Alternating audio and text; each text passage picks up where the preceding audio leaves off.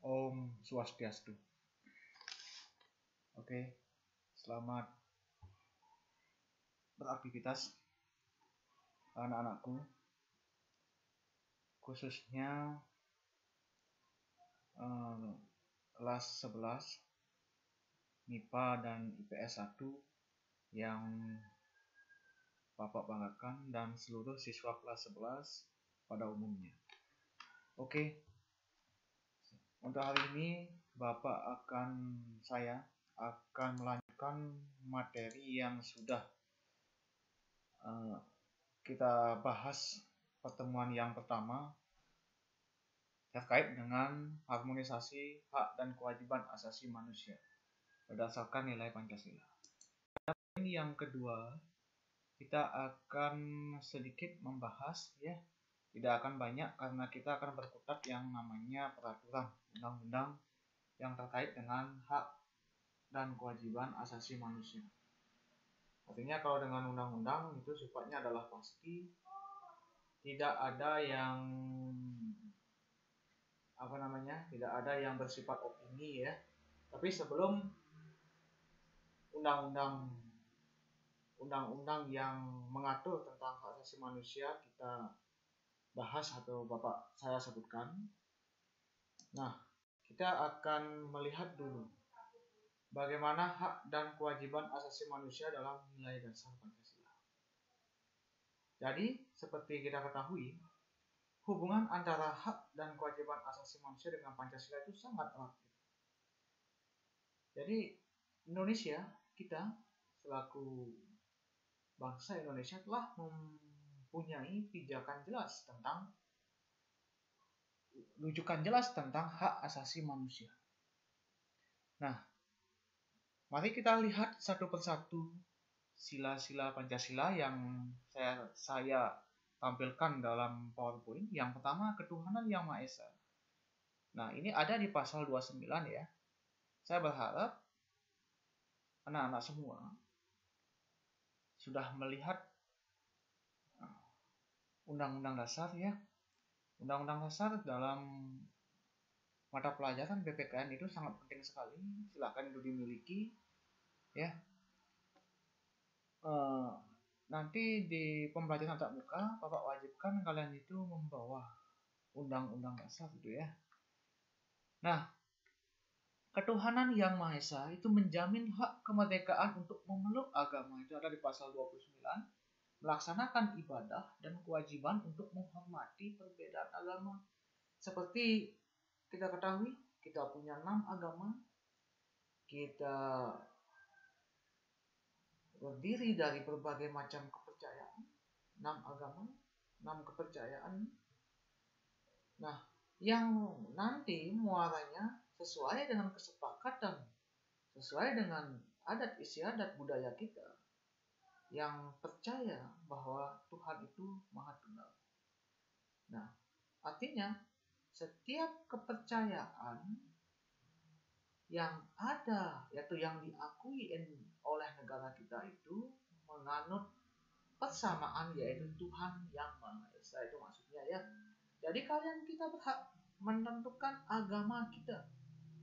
Kita berhak menentukan, tidak boleh ada pihak lain yang memaksa kita untuk beragama sesuai dengan agamanya. Jadi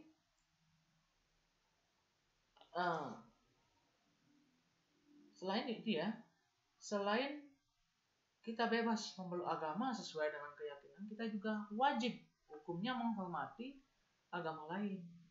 Tidak harus kita jujur kita bisa kita berasal misalkan dari agama mayoritas, kemudian kita seenaknya menginjak saudara-saudara kita yang dari agama minoritas. Tidak boleh dilakukan. Oke, sampai di sana bisa dipahami ya. Nah, itu yang kedua. Yang kedua adalah kemanusiaan yang adil dan beradab, menempatkan hak setiap warga negara pada kedudukan yang sama dalam hukum. Hakikat manusia, perlu kalian ketahui, mempunyai adab yang sama, posisi yang sama di mata Tuhan yang Maha Esa. Kalau kita hubungkan dengan sila pertama. Jadi tidak ada perbedaan sebenarnya, walaupun secara fisik kita lihat, secara nyata kita lihat, manusia itu mempunyai perbedaan fisik, wajah yang berbeda gitu ya. Jadi walaupun itu sama, walaupun itu berbeda, tetapi posisi kita tetap sama. Ya, posisi kita tetap sama, kita adalah makhluk ide Sang Yang Widi Wasa. Derajat kita sama sebagai makhluk yang tertinggi, memiliki bayu, sabda, hidup, memiliki tenaga, memiliki suara, dan memiliki pikiran sama. Jadi yang namanya manusia, baikkah itu cacat atau gimana, itu sama posisinya di mata hukum, di mata siapapun sebenarnya sama itu ya. Ini makna dari sila kedua. Oke, sampai di sana saya lanjutkan. Nah, setelah sila kedua, kita menginjak ke sila ketiga. Persatuan Indonesia itu mengamanatkan adanya unsur pemersatu.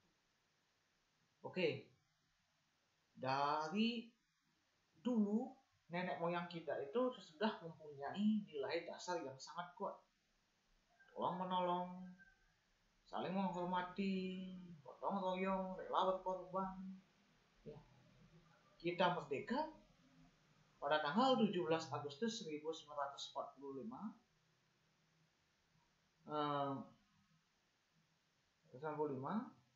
juga didasarkan atas kesadaran bahwa kita itu sama, kita itu bangsa yang sama, kita itu memiliki semangat tolong menolong, gotong royong, ya.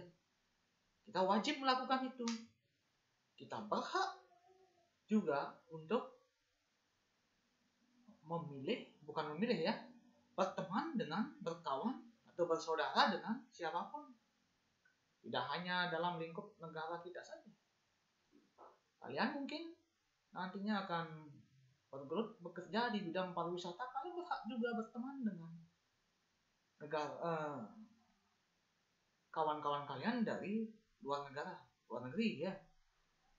Nah, di dalam ini kita wajib menempatkan kepentingan bangsa kita, kepentingan negara kita itu di atas kepentingan pribadi kita. Jangan individualis gitu ya. Kemudian yang keempat, kerakyatan yang dipimpin oleh hikmat kebijaksanaan dalam permusyawaratan perwakilan tercermin dengan adanya pemerintahan. Artinya kita di sini dalam kehidupan berbangsa dan negara, kita itu berhak hidup yang namanya demokratis. Karena pada hakikatnya negara itu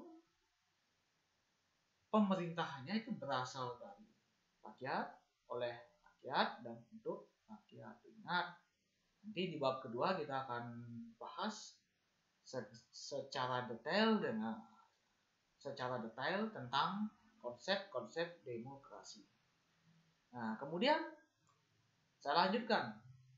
Yang kelima itu keadilan sosial bagi seluruh rakyat Indonesia, mengakui hak milik perorangan, dilindungi pemanfaatannya oleh negara, serta memberi kesempatan sebesar-besarnya pada masyarakat.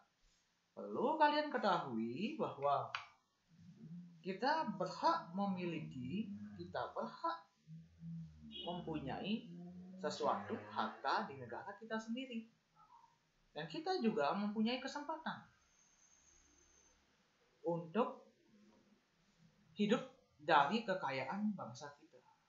Dan nanti peran negara di sini, kewajiban negara ya, itu menjamin hak-hak kalian.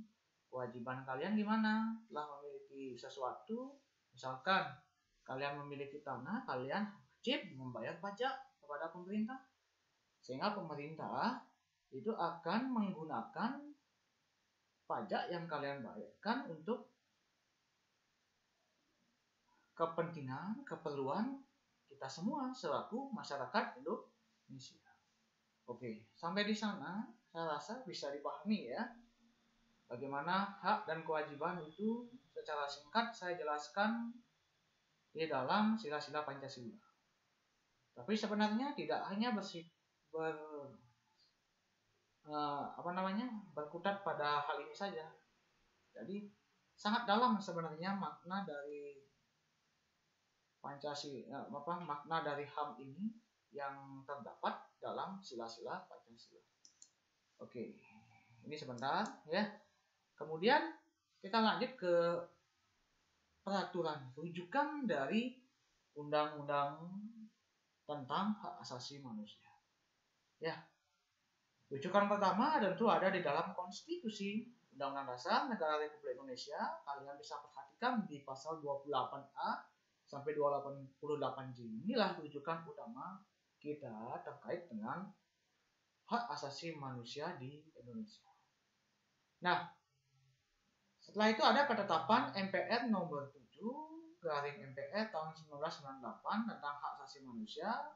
Sedikit saya sampaikan bahwa ketetapan ini muncul ketika polemik di zaman Orde Baru. Yang pada saat itu rezim Orde Baru, pimpinan Soeharto itu runtuh dan diperbaikilah sistem-sistem tatanan hak asasi manusia yang dianggap tidak berjalan dengan baik pada masa Orde Baru. Oke. Yang ketiga, ketentuan dalam peraturan pemerintah pengganti Undang-Undang Perpu nomor 1 tahun 1999 tentang pengadilan hak asasi manusia. Tentang pengadilan ya. Saya sebutkan saja karena ini banyak sekali. Kemudian ketentuan dalam Undang-Undang Organik. Undang-Undang Republik Indonesia nomor 5 tahun 1998 tentang Konvensi menentang penyiksaan, perlakuan atau penghukuman yang kejam, tidak manusiawi atau merendahkan martabat manusia. Yang kedua, Undang-Undang Republik Indonesia nomor 39 tahun 1999. Nah, inilah undang-undang khusus membahas tentang hak asasi manusia. Pengertian hak asasi manusia juga sebelumnya saya sampaikan itu ada di dalam Undang-Undang nomor 39 tahun 1999. Kemudian Undang-Undang Republik Indonesia nomor 26 tahun 2000 tentang pengadilan hak asasi manusia. Lanjut, Undang-Undang Republik Indonesia nomor 11 tahun 2005 tentang Konvenan Internasional tentang hak sipil dan politik. Banyak sekali ini. Nah, dan undang-undang, selain undang-undang juga ada ketentuan dalam peraturan pemerintah.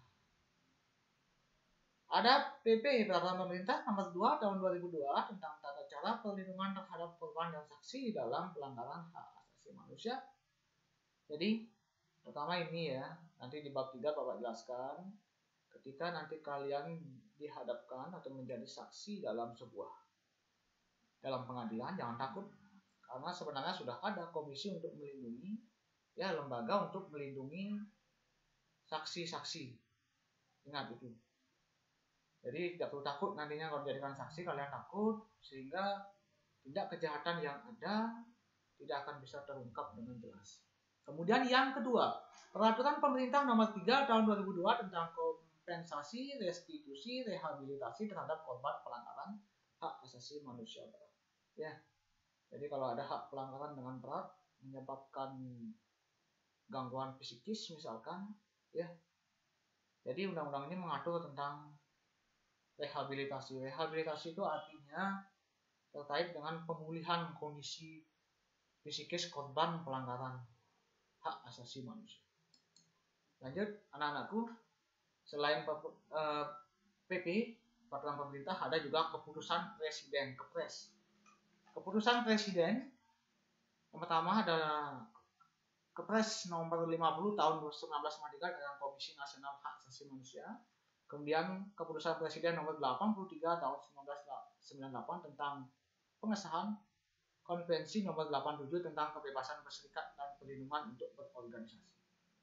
Yang ketiga, keputusan presiden nomor 31 tahun 2001 tentang pembentukan pengadilan HAM, Pengadilan Negeri Jakarta Pusat, Pengadilan Negeri Surabaya, Pengadilan Negeri Medan, dan Pengadilan Negeri Makassar. Oke, itu hanya sedikit tentang rujukan peraturan dalam hak asasi manusia. Nah, selanjutnya, anakku, silakan kalian bisa berdiskusi, tetapi karena ini pembelajaran secara daring, tolong kerjakan ini.